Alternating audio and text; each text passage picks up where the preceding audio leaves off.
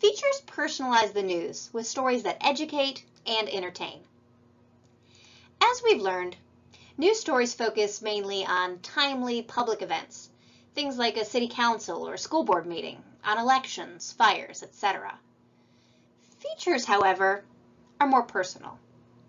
I like to think of things as news that you need to know, and features as things you read and say, huh, that's interesting. It doesn't mean a feature isn't as important as a news story. It just means that it serves a different purpose. Now, features can explore a variety of topics like lifestyles, health, science and technology, entertainment, food, or homes and gardens.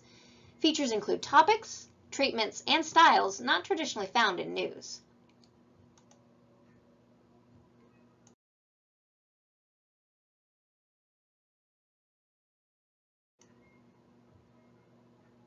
Here are some popular types of feature stories.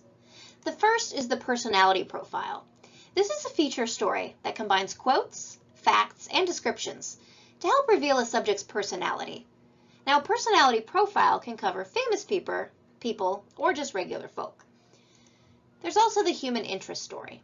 This is a story about ordinary people that is tragic, funny, odd, or inspirational. Then you have a color story.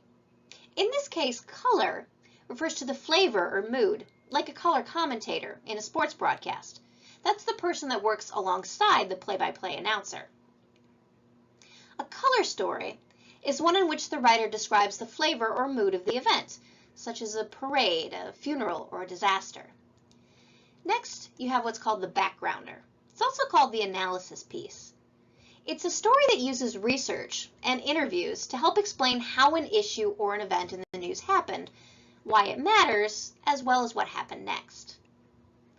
Then you have the trend story. This is a story that keeps readers aware of the people, places, things, and ideas affecting today's culture. What is everyone wearing, eating, or watching now? Now we move on to the reaction piece. This is a story that provides a sampling of opinions from experts, victims, or ordinary people about a dramatic issue confronting the community. This is a way to localize a national story, asking local people how something happening somewhere else, or everywhere, impacts them. Then you have Flashback. This is a story published usually on the anniversary of a historic event. It combines facts, photos, and interviews to explain why the event is important. Think of it as an anniversary story.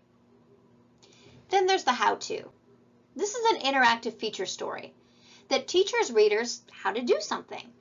It can be how to bake a cake from scratch, how to reduce debt, how to apply for a mortgage, or how to barbecue a pig. Next is your consumer guide, a feature story that rates products or services for readers. Now, when my dryer broke, I needed to buy a new one quickly, so I used consumer guide stories, as well as online reviews, to help inform my purchase. Then you have the personal narrative. This is a feature story, often written in first person, that tells a gripping tale to recreate drama. Now, Harrower notes that editors usually discourage stories written in the first person, and this editor, meaning me as your instructor, is outlawing them in this class. Well, they certainly have a purpose. My goal is to teach you how to write about other people. Then you can learn how to write about yourself.